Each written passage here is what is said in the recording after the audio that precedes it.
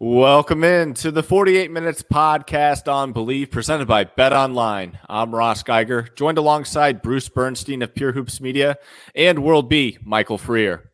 This is episode number 85, the Baron Davis episode, as B. Diddy wore number 85 not once, but twice during his NBA career with the Cavaliers in 2011 and with World B's Knicks in 2012.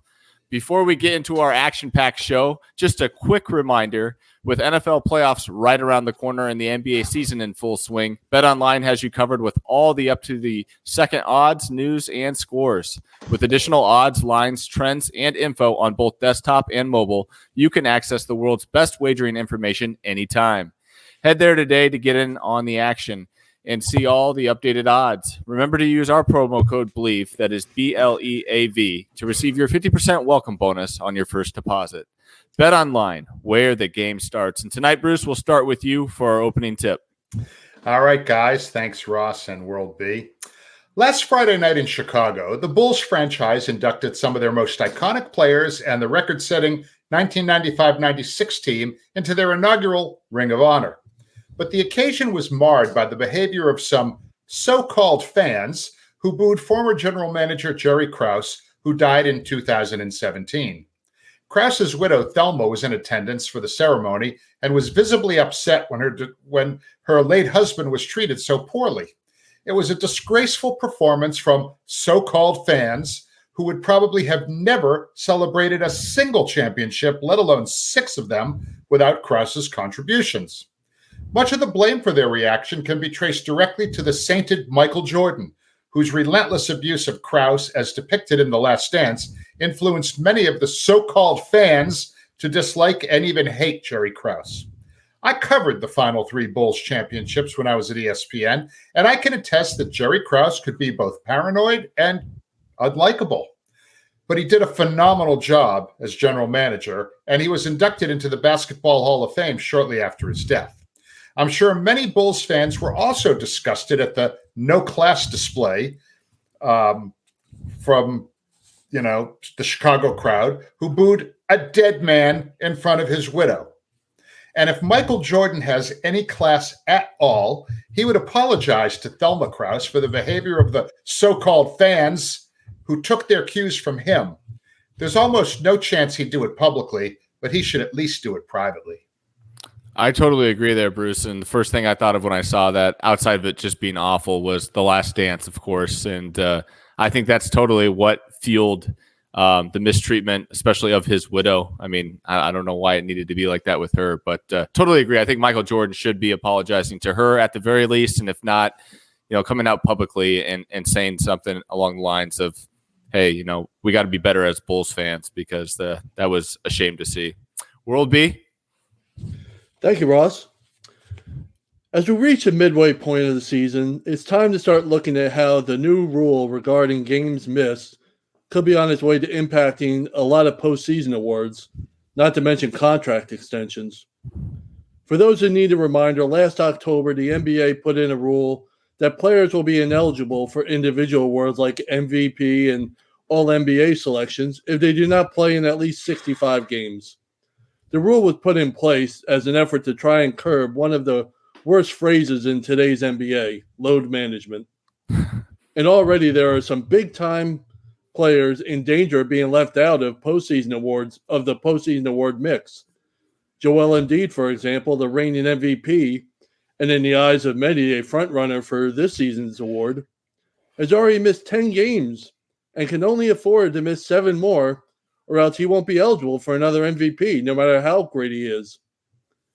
And the Pacers' Tyrese Halliburton, almost certain to be a first or second team All-NBA selection, has missed 7 games this season, the last 4 because of a hamstring injury that looks like it will have him sidelined at least for a couple more weeks.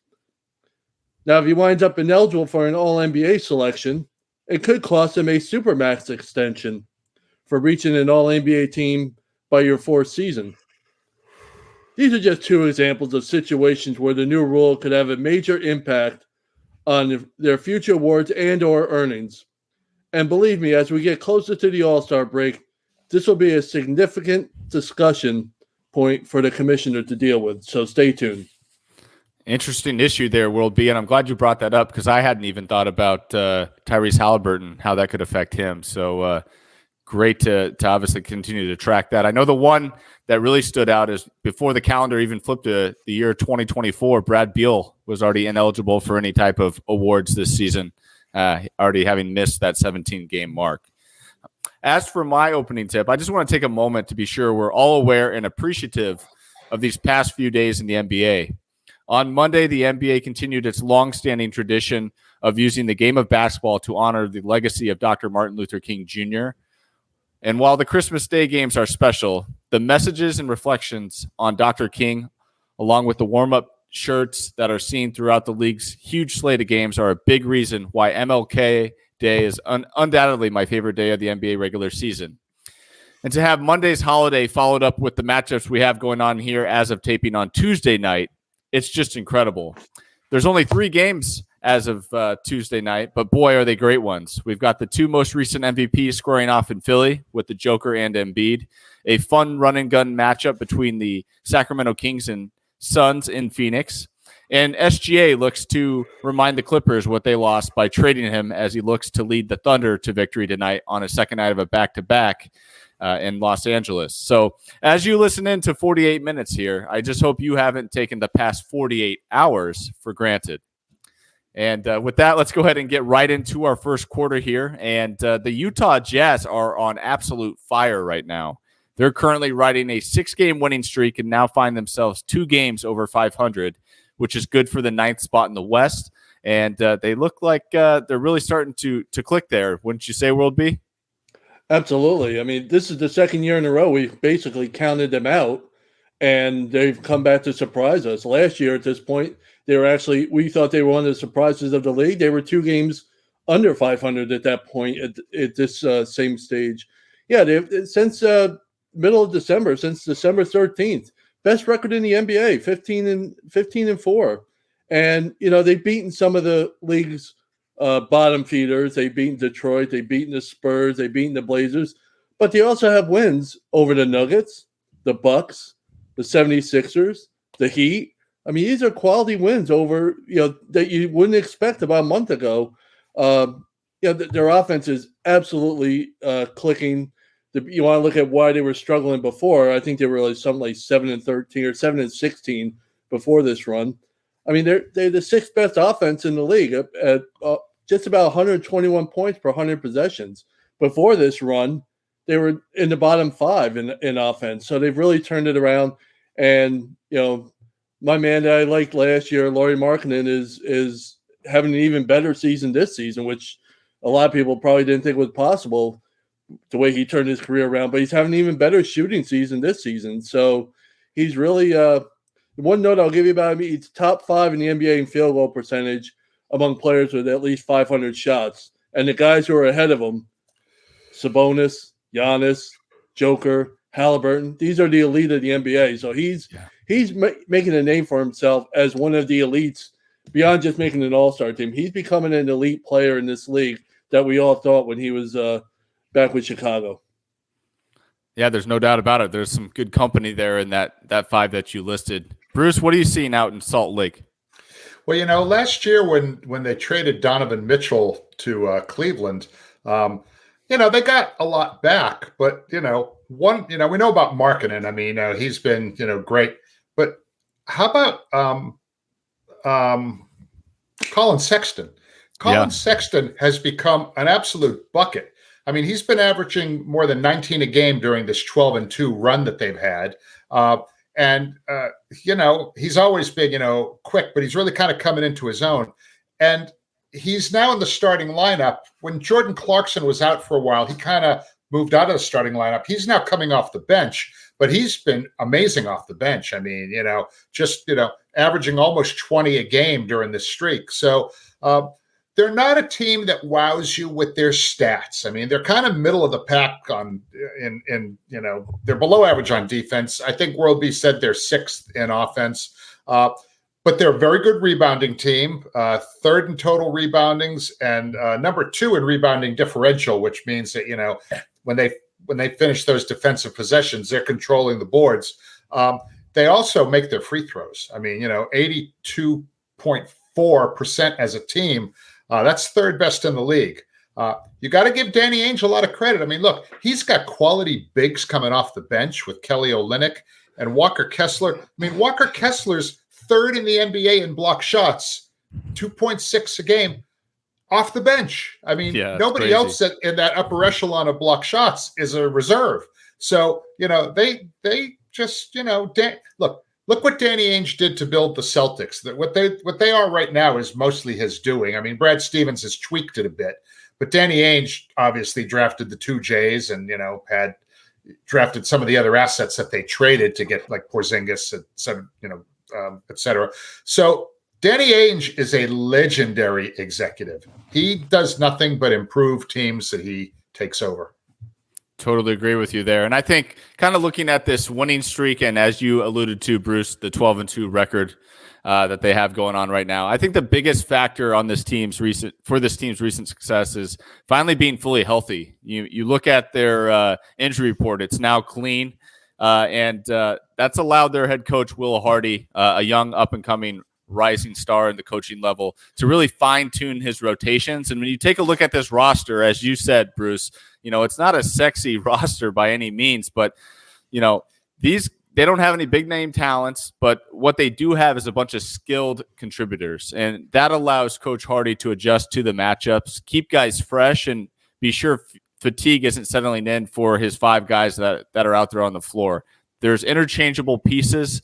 I think that's something that we've also, given praise to in Houston with Ime Udoka's team too. And I saw that having watched the Lakers loss to Utah in Utah just this past week. I mean, the Lakers run out, 5, 6, 7 guys, but they were going like 10 deep off their bench in Utah, and all these guys can play. I mean, Chris Dunn, he's just a good defender. So they use him for defensive situations. When they need scoring, they'll go to the bench to Clarkson. They just have all these interchangeable tools, and Will Hardy's getting the most out of his group right now, and it seems like this is a group that's buying into one another. So they've been a lot of fun to watch play. But real quickly here, Bruce, I do have a question for the both of you, but I'll start with you being our Celtics extraordinaire. When it comes to Danny Ainge and them winning all these games, now 2 games over 500, do you think there's a little side of him that's a little concerned they're winning too much, too early? I don't know. I mean, look, they're currently number 9 in the West. They're ahead of the Lakers. They're ahead of the Warriors. I mean, those teams, are trending downwards. The Jazz are trending upwards. I think, with some of the young guys that he has, and I mean, look, we didn't even mention John Collins. He kind of wore out his welcome in Atlanta. He's given them good minutes, this year. And he's still a fairly young guy. So I think Danny Ainge is probably feeling pretty good about things right now. I mean, because, look, they're an awesome home team. I mean, look, they're 15-5 at home, okay? And as you guys both know, that is a tough place to get a road win because, like Denver, I mean, it's an altitude environment, so guys get tired. Plus, they've got the nastiest, meanest fans that intimidate players. I mean, obviously, some of them step over the line, but it's no fun going into Utah to try and get a win. So I would say I think Danny wants to make the playoffs, and I think he wants to finish ahead of the Lakers and ahead of the Warriors. Just my opinion. I mean, he's never really been a tanker, He's always just tried to be smart about what he did. Yeah. World B, do you agree with Bruce's assessment there on Ainge, or do you think he's looking for some more draft capital? No, I think he's happy with the progression. You want to see your franchise progress, and they obviously surprised, like I mentioned last season, and they were expected to be at the bottom, and they surprised by being in the playoff hunt for a long time. Before this run, I think it was December 11th. After their games on December 11th, they were as close to last place. They were in 12th place. They were as close to the bottom of the conference as they were to the 11th place at that time, the Warriors. They were 3.5 behind the Warriors, 3.5 from being in last. Now they've passed the Warriors with ease, and now they passed the Lakers with ease. So this run has really been impressive. I can't imagine at this point why Danny Ainge wouldn't want to see this going. They're only going to get, as you mentioned, they're not a star-laden team. You really need stars to make a serious impact in this league.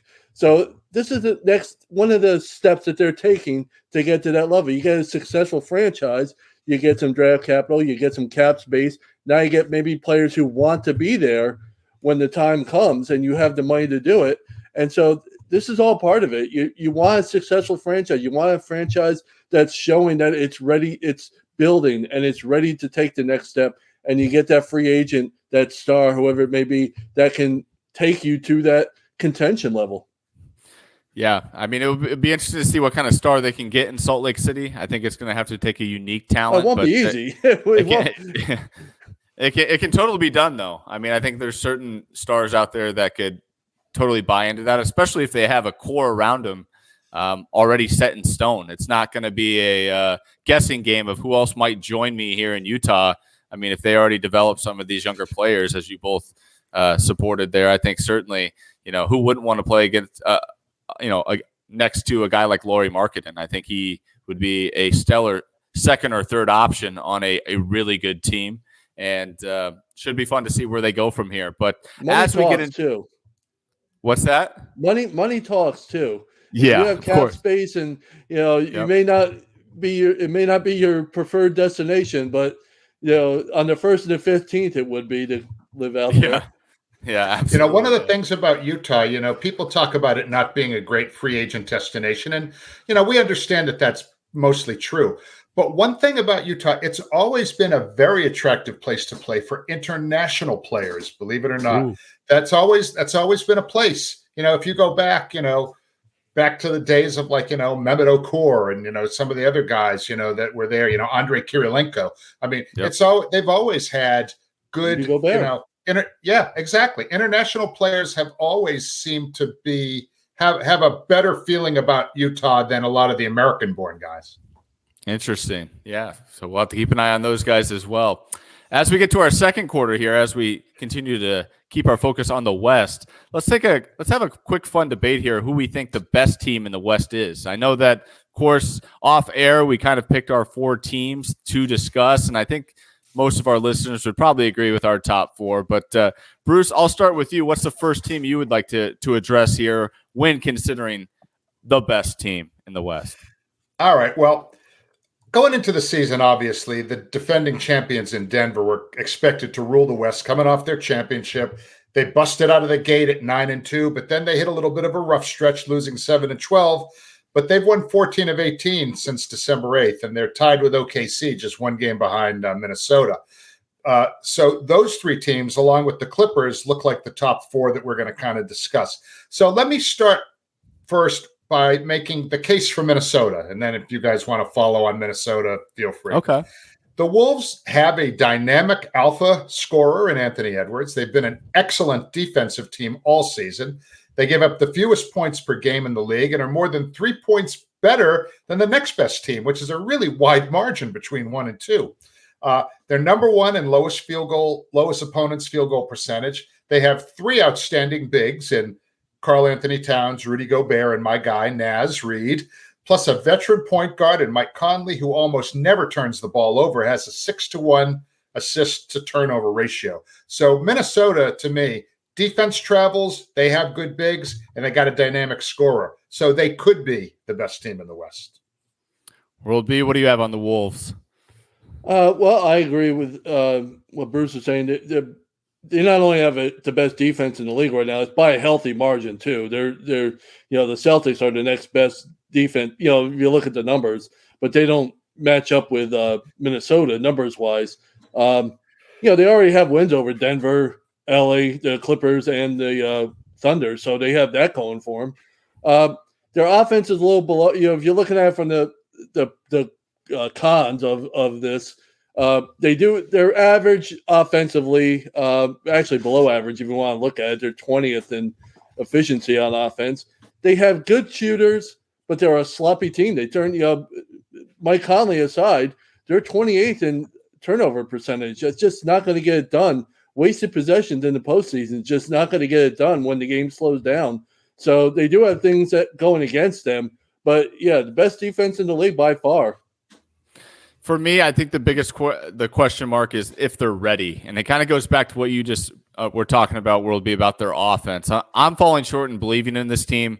I think they lack that scoring punch off their bench. I mean, their starting five needs to be too heavily relied upon to carry the load. Outside of Naz Reid, he's really their only spark that kind of gets, has the starters back if they're struggling. And I think that's going to come and hurt them come playoff time. Shake Milton has not been the signing that they thought he might be coming over from Philadelphia. That's hurt.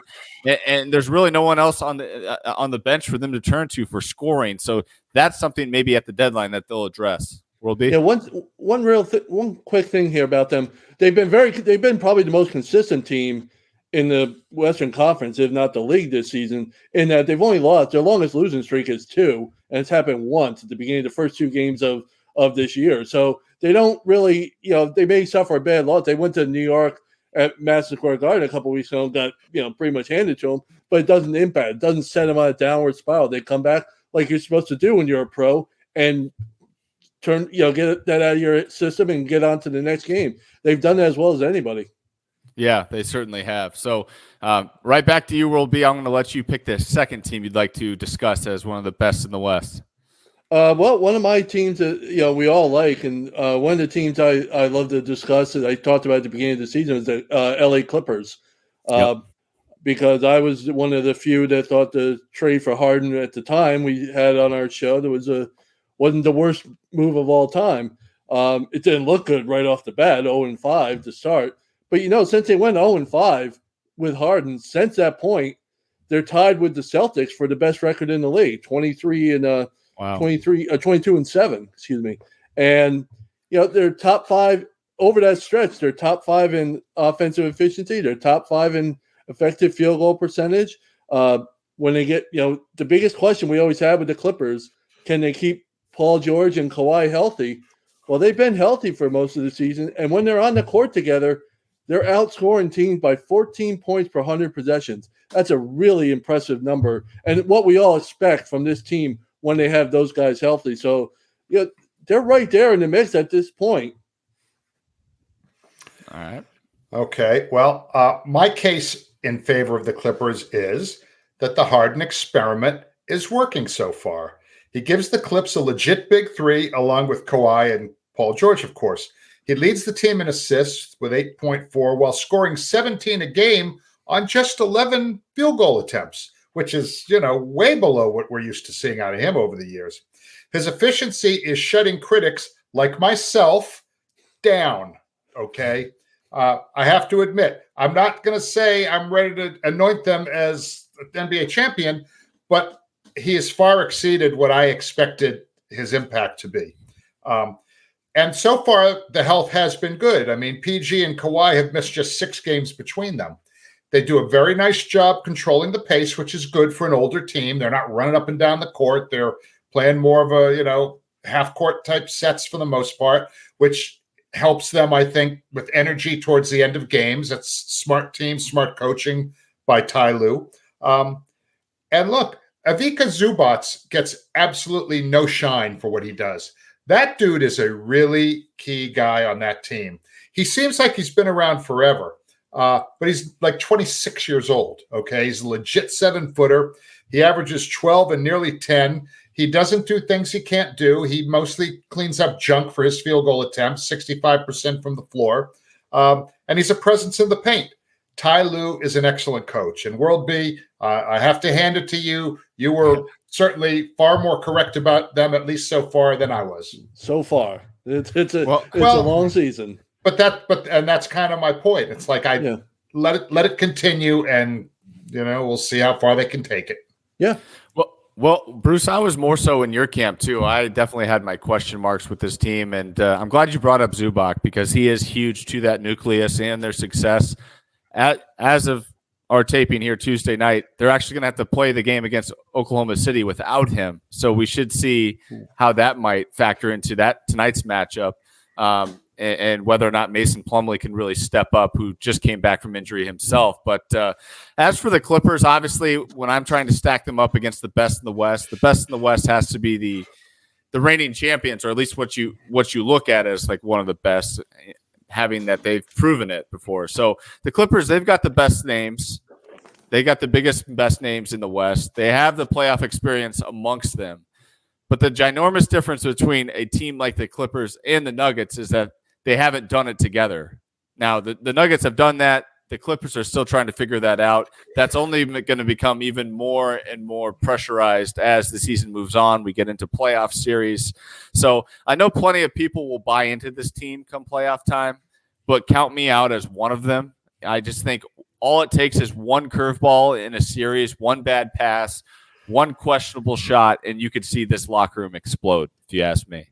One quick thing about the Clippers, we were just talking about Zubac or whatever. It was announced today, just a little while ago, he's actually going to be out for the next 4 weeks with a calf strain. So he won't be reevaluated for a month.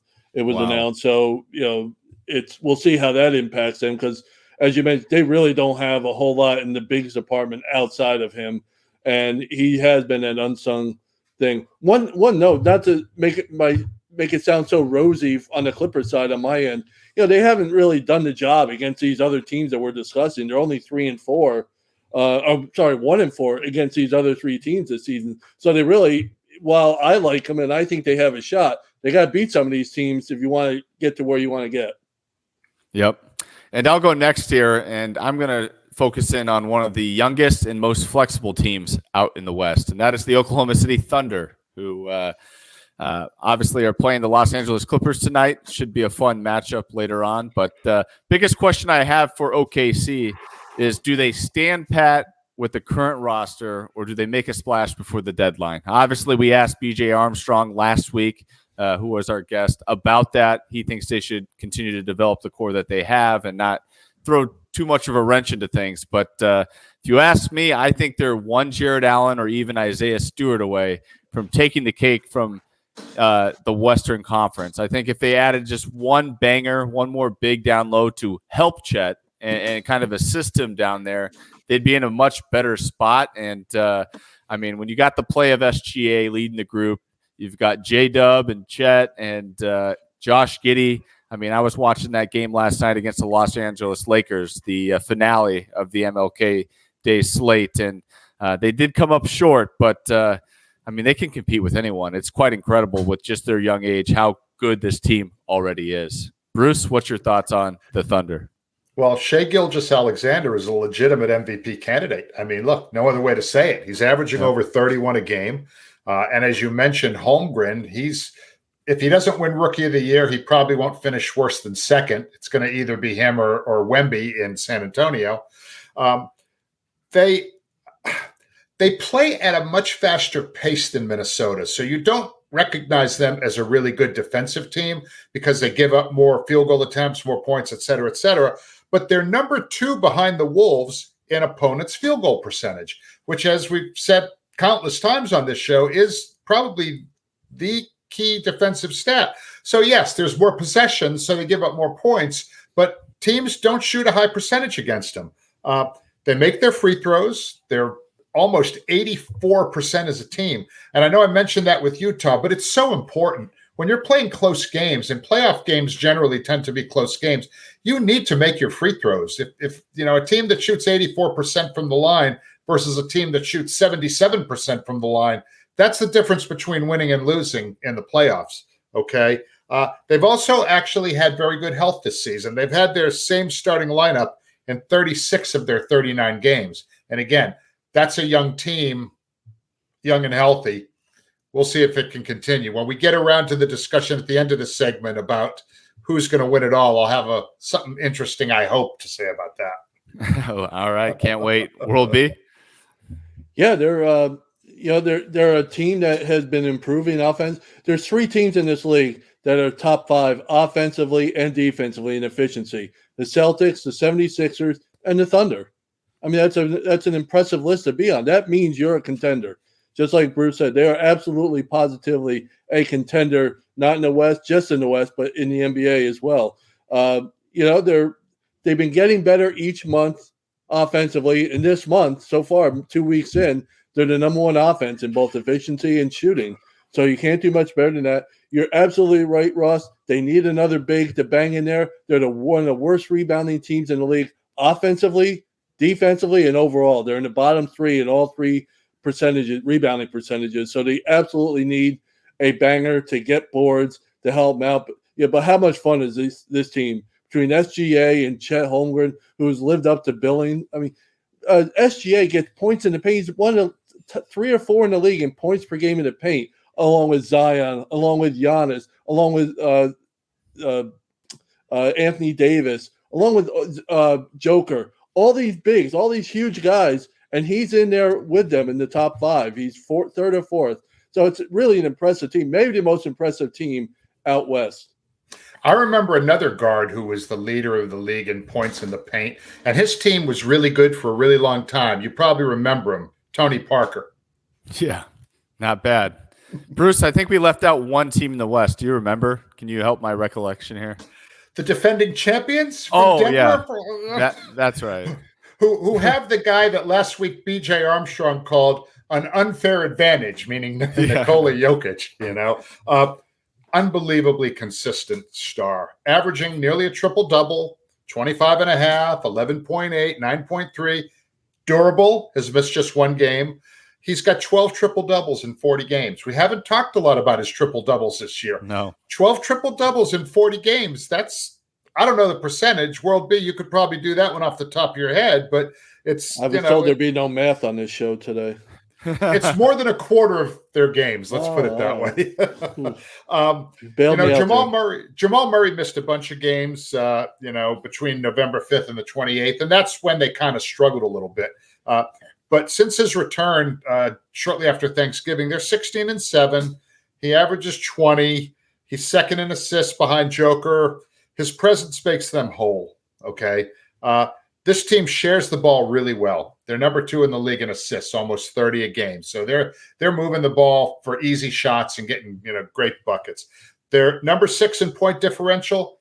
As we've said a million times, they're really tough to beat at home, and they are over 500 on the road. So I think when we reach the end of the regular season, it's probably going to be Denver sitting on top of the West, but they've got some competition. Yeah, World B, what's your thoughts? It's hard to go against Denver. I mean, if you were looking at it right now, we've talked about these other teams. If you were really going to put your money on somebody right now, how could you put it on anybody other than Denver? The way their starting 5 is probably the best in the league, if you want to be honest about it. I mean, they're most consistent. It's the starting lineup you would depend on the most here because of the experience and the success. Their defense is better than it was last year. That was going to be their downfall heading into the playoffs. That was the bugaboo with this team. Can they get it done defensively? They clearly did in the postseason, and they're playing better defensively now. And Joker is on a tear this month, unlike we've probably never seen from him. His effective field goal percentage is almost 80%, and that's because he's shooting over 80% in the paint. That's unheard of for a guy like that with his shot. He hasn't taken 10 shots in the paint and made 8 of them this month. He's probably tripled that. I mean, he's not missing in the paint. It's unbelievable. They're only 3-4 against the other 3 teams that we discussed. They do give up some points in the middle. Joker's great, but you really get nitpicky when you start to look at the cons of this team because they've been so consistently good, and their starting 5 is so really together and really, really good. I mean, we haven't even mentioned Aaron Gordon, who's having a really good run right now. He's shooting over 50% from the field. A lot of it's in the paint as well. But he's not having his greatest shooting season from outside the paint, but he's still getting his points, and he's still overall having a really good season. He really is. And when I think of this team in one sentence, I just think of them as an absolute steady system around the Joker.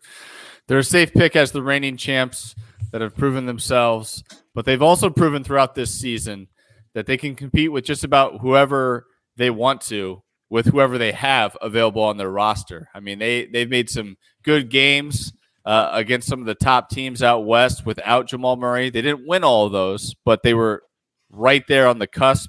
So when he is available, I mean, that's one of the more unstoppable duos in the NBA. Jamal Murray and the Joker in pick and rolls are one of the toughest pairings to stop for a defense. They continue to show that here as they continue to rise out west. And it's hard for me to go against the champs. Bruce, I know you've been waiting to give your verdict here for best out west, so I'll let you start us off. But I'm just going to let you know it's hard for me to go against Denver. All right. Minnesota's biggest liability in the postseason is a lack of playoff experience as a group. Oklahoma City's biggest liability in the postseason is youth and lack of playoff experience. The Clippers, well, their biggest liability in the postseason might be the age of their big three and the fact that they've been injury prone in recent years. Denver doesn't have a liability, all right? Their biggest liability in the postseason is none. They should come out of the West. World B? I would have a hard time, like I just said, if I had to put money on one of the four, why would I put on anybody other than Denver? However, I still think the Clippers have an excellent chance because of their lineup if they all stay healthy. Now, as I say that, Zubac is out for 4 weeks, so we'll see in a month what it looks like for them. That being said, it's really – by the way, we haven't even mentioned Paul George is on his way to being player of the month, if not Joker, then Paul George in the Western Conference. He's having an unbelievable month right now at 2 weeks in.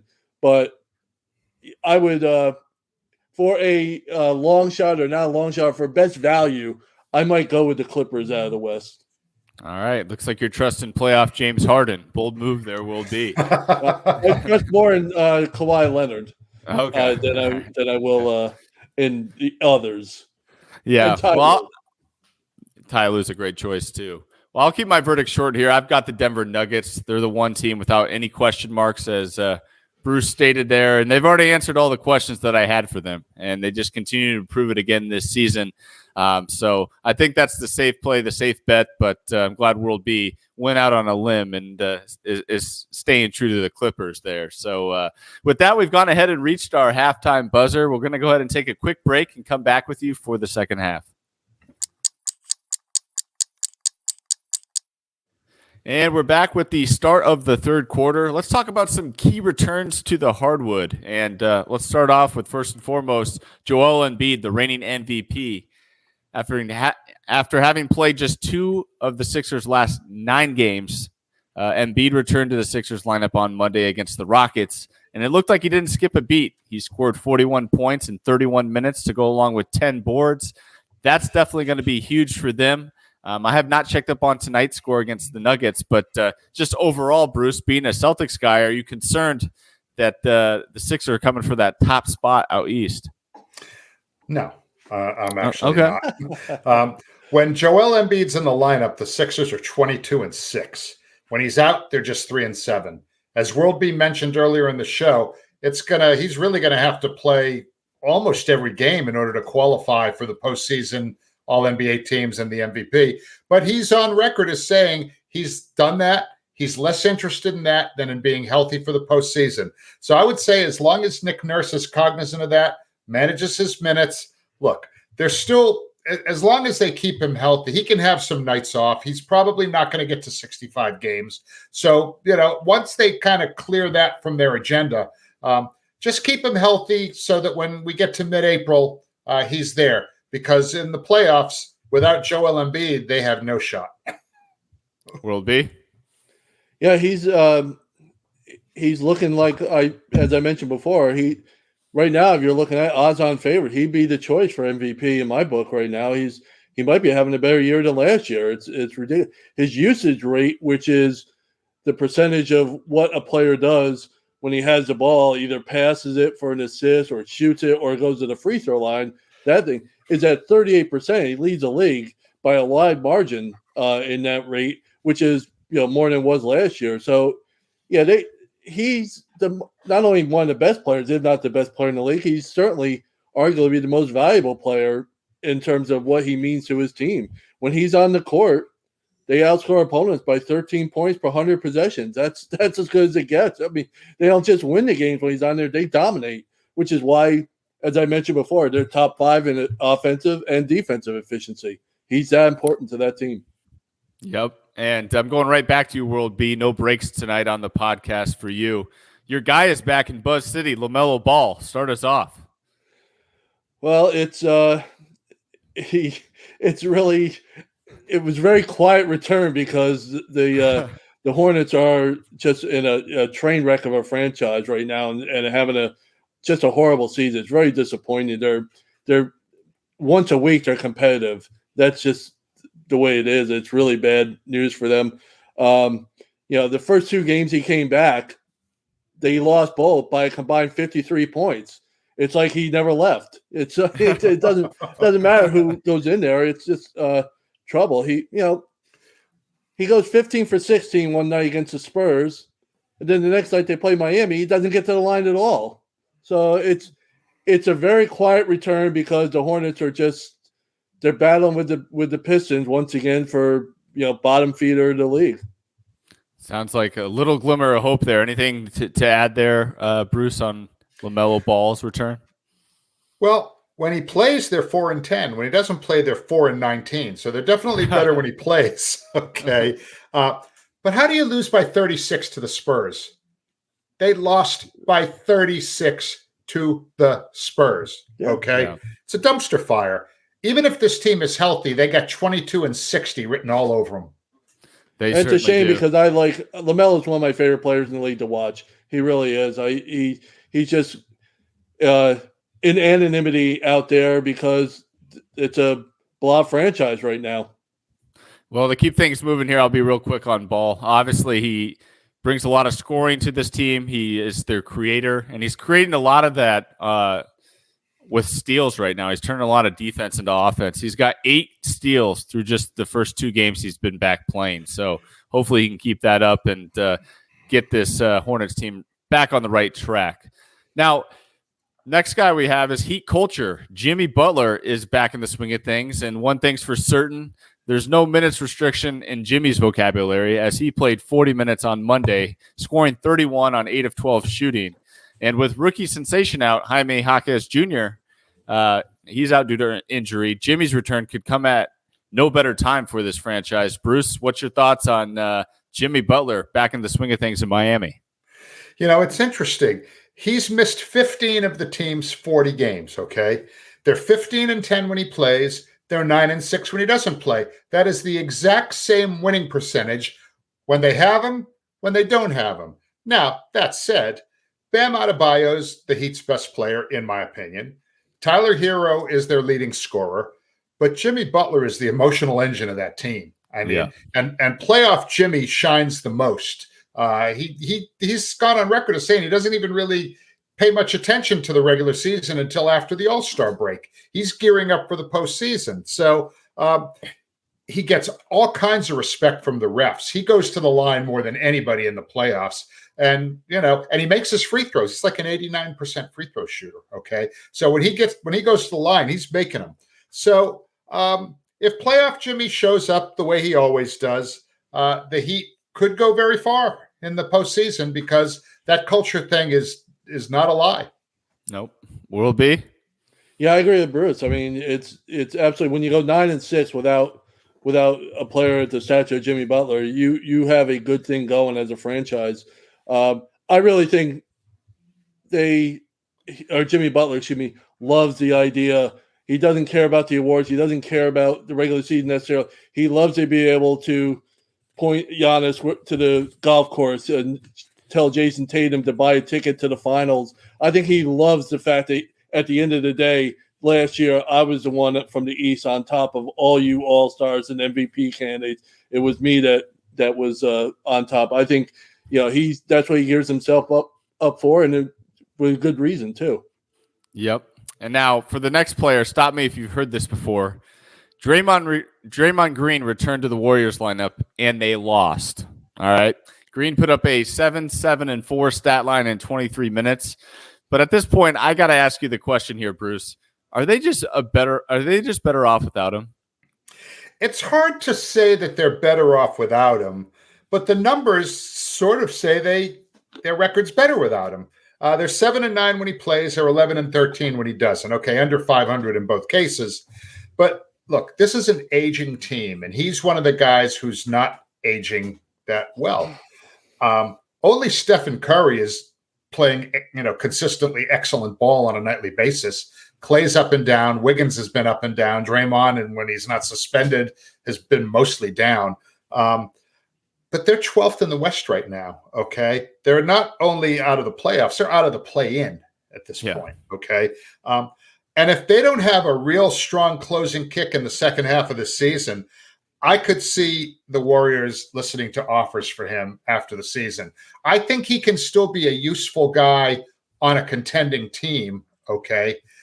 But I don't think his current team is really that team. And I think with his suspensions and his antics, I said a couple of weeks ago, I think they won't trade him during the regular season. But I think once the season's over, I could easily see him moving on. I think his days in the Bay Area are numbered. Will be. He just hasn't been an impactful defensive player. I mean, it's the whole season that the Warriors have had is not because of Draymond, but he hasn't helped. I mean, they're the same defensively in terms of efficiency. They're the exact same when he's on the court, giving up 117 points per 100 possessions as he was when he's off the court. Same exact efficiency rating. So he's having zero impact on his team. And by the way, the Warriors is just a terrible defensive team, period. They're the worst in the league this month. They're just getting blown away on defense. They're giving up almost 128 points per 100 possessions this month. You can't win that way, obviously. Nobody can, not even with Steph Curry or whatever. So Draymond's, he's not the root of their problems, but he's absolutely not the solution either. Yeah, no doubt about that. And the last guy I want to touch on here real quickly is Brad Beal, because if playing consistently was Beal's New Year's resolution, it's off to a great start as he's played in each and every game in 2024, and his month of January numbers are looking quite great. He's averaging 22 points a contest with 53% shooting from the field and 44% from behind the line. 5 rebounds, 4 assists, and 1 steal are his averages. Bruce, start us off here with Beal. Are you liking what you're seeing here in the new year, and could the Suns be on their way up? Absolutely. I mean, of all the guys we've talked about in this, coming back, he's the one who can be the true difference maker out of this group. In his last 2 games, he's got 60 points. He's shooting 75% from downtown on a bunch of 3-point attempts. He's not like 3 for 4. He's like 12 for 16, I think, in his last 2 games from downtown. Those are some sick numbers. I mean, he's just on fire. If he stays healthy, he's going to be a difference maker for these guys. And the Suns could definitely rise up close to what we thought they were going to be in the preseason if they could kind of get some good minutes from some of their other role players. But with a healthy combination of Kevin, Devin, and Brad, Frank Vogel has 3 players capable of dropping 30 on or more on any given night. So, yes, I'm really happy to see him coming back strong. Will be. Yeah, I mean, the biggest thing is when the big 3 are on the court, they're absolutely dominating. It's a weird situation. They're dominating opponents in terms of the statistics. They're outscoring them by 15 points per 100 possessions when the big 3 are on the court together. Now, they've only been together for 8 games, and they're only 4-4. So go figure. It all ends up it's all about wins and losses. But I think if they continue dominating like they have been, with the numbers, their net efficiency overall when they're on the court, the wins will start to really pile up. And yeah, we didn't mention them in our top 4 in terms of the Western Conference because they're just not there yet. But by the end of the year, come playoff time, they absolutely could be there if they're all healthy. Yep, that's the big word there, health. And with that, we're going to go ahead and take a quick break and come back with you for the 4th quarter and our final thoughts.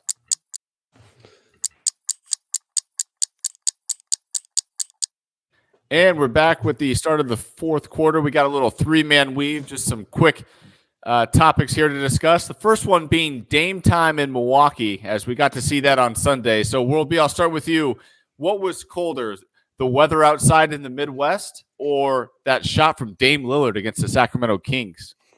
Well, I'll tell you what, nothing beats the cold weather. I don't care how good you were. On. That was something else. That's been something else in the middle. I wish that on nobody. That being said, that was one of the most fun games I've enjoyed watching all season in the NBA. It was really something. You got to see the best of De'Aaron Fox right up until the missed free throw, which meant instead of going in double overtime, we ended up being a game winner for Dame. But yeah, that's his signature moment as a a Buck right now, and what a better one to have. And Bruce, Giannis said this was definitely the biggest and best game-winning shot of his career with the Bucks so far. Obviously, he's been there a decade plus now. Would you have to agree with him after seeing that highlight? Oh, yeah. I mean, look, that's the guy you trade all these assets to get. I mean, look, the Bucks are 28-12, but they've really been overshadowed by the Celtics, who have just been off to such a sizzling, first half. But see, that's the guy that makes the Bucks a championship contender. We know that Giannis is their best player, but Giannis isn't generally going to make shots like that. He'll play 47 minutes and 40 seconds, but then in the last 20 seconds of the game, when you need something, you need Dame time.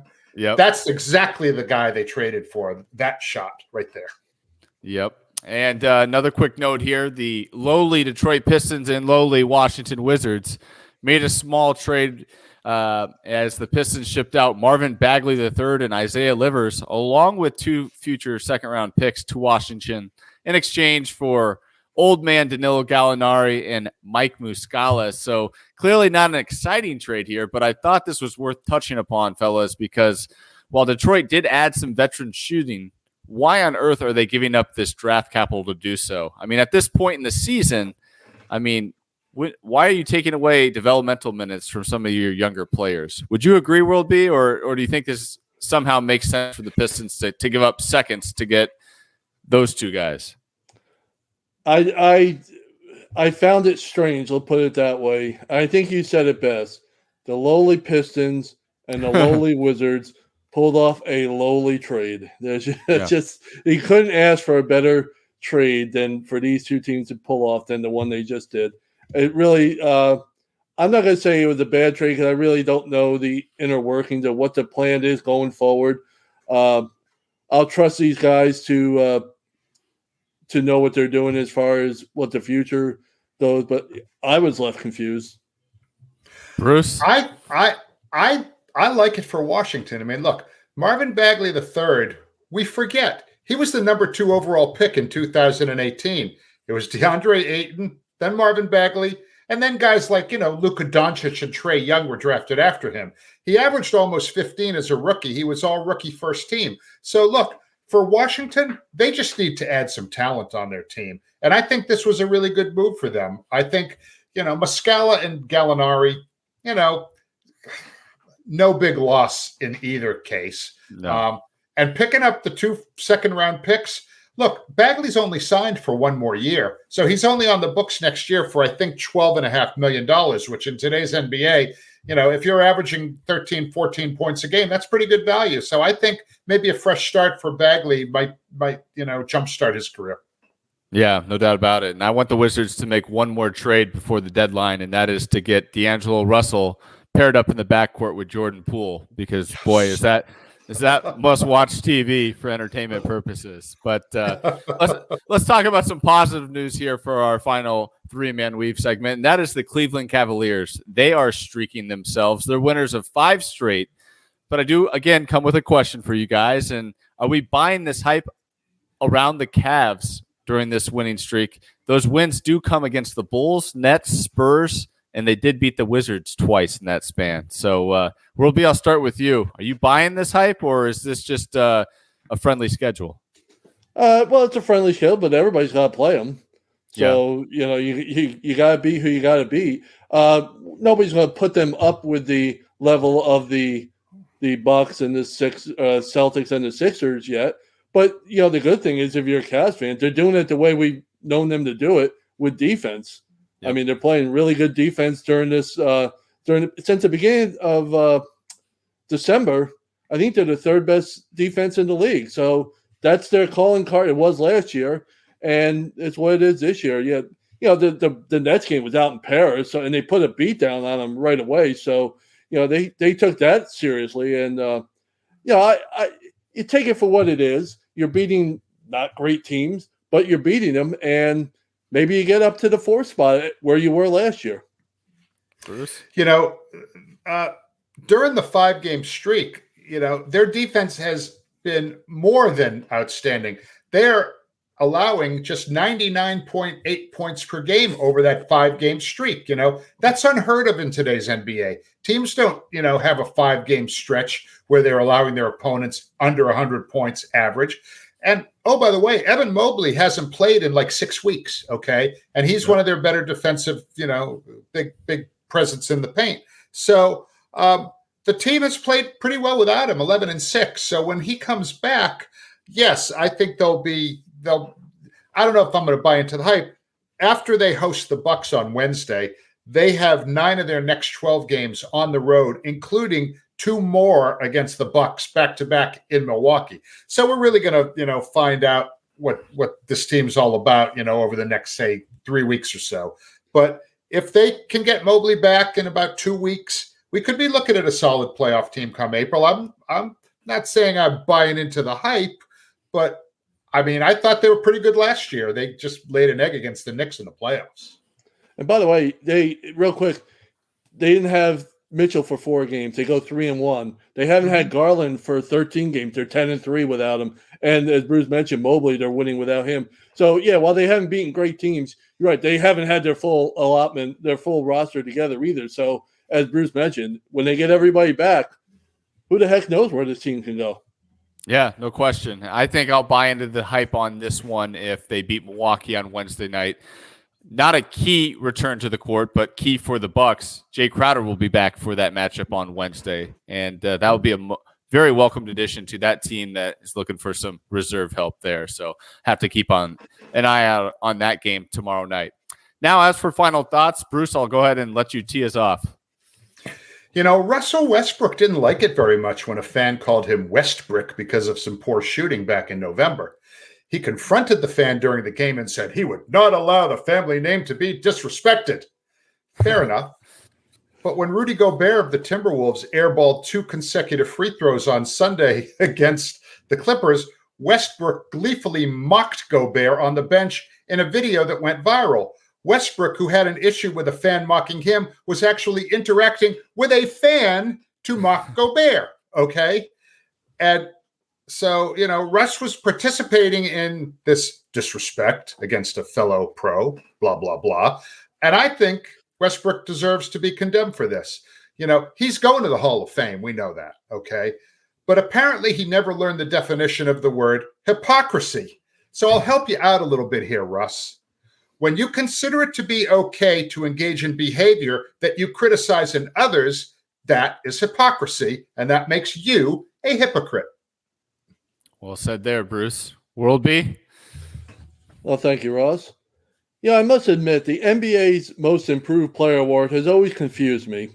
Granted, confusing me isn't the most difficult thing to happen in this world, but I wonder sometimes if this award simply is given to the player who was already good, but who progressed enough to earn his first All-Star selection. Some examples would be John Morant in 2022 and Julius Randle in 2021. This season it appears right now as if Tyrese Maxey, arguably one of the 25 best players entering the season, is the favorite to take this award home. And while he's having a terrific season this season, we are talking about a player who averaged 20 points a game in 2022-23. And, oh, yeah, he's on his way to getting his first All-Star selection this season. But if you're looking for a real candidate for the Most Improved Player Award, go check out Chicago's Kobe White. In his 5th NBA season and coming off a career-low 9.7 points per game last season, White has nearly doubled his scoring average this season, and he's also on pace for career highs in rebounding, assists, field goal percentage, and three-point percentage. There actually appears to be a lot of worthy candidates right now at the halfway point of the season for this award. But when you look at the most worthy candidates, check out guys like Lauri Markkanen last season and White this season. Players who have completely turned their careers around. Well said there, too. Like those final thoughts from you guys here tonight. As for mine, it was no secret during our pre-draft shows that my favorite rookie outside of Scoot Henderson was GG Jackson, who ended up falling in the draft as he was selected 45th overall by the Memphis Grizzlies. To refresh your memory, Jackson, who just turned 19 a month ago, is the youngest player in the NBA, and so far this year has been having a solid G League season, averaging 20 points on 50% shooting, along with nearly 7.5 boards a game. This weekend, the Grizzlies finally unleashed Jackson, providing him 25-plus minutes a game, and he did not disappoint. On Saturday, he scored 20 points on 9 of 14 shooting, collecting 6 rebounds in 27 minutes of action in the Grizzlies' home loss to World B's Knicks. And then he followed that up on Monday in a home win over the Warriors with 23 points on 6 of 9 shooting to go along with another 6 rebounds. If you're still unsure if you're impressed or not, what if I told you GG Jackson joined LeBron James and Kevin Durant as the youngest NBA players with back-to-back 20-point games? So I ask you all now, if I didn't have your GG Jackson attention during the draft, do I have it now? And so I guess we'll find out what's going on with GG, but I am excited to see it. So you're saying he won't be going back to the GG League? Yeah, well put there. I sure hope not, especially with the state of this Memphis Grizzlies team. They could certainly use his scoring right about now with Ja out, Baines out. It's been a disastrous year for the Grizzlies, but they just keep on fighting. So credit to them. I think they're doing a great job continuing to fight and stay competitive out west. So with that will do it for this edition of the 48 Minutes podcast on Believe, presented by Bet Online. Thanks for tuning in, and we'll be back with you next week to be sure you're up to date and 48 on all things around the association. Take care, everybody.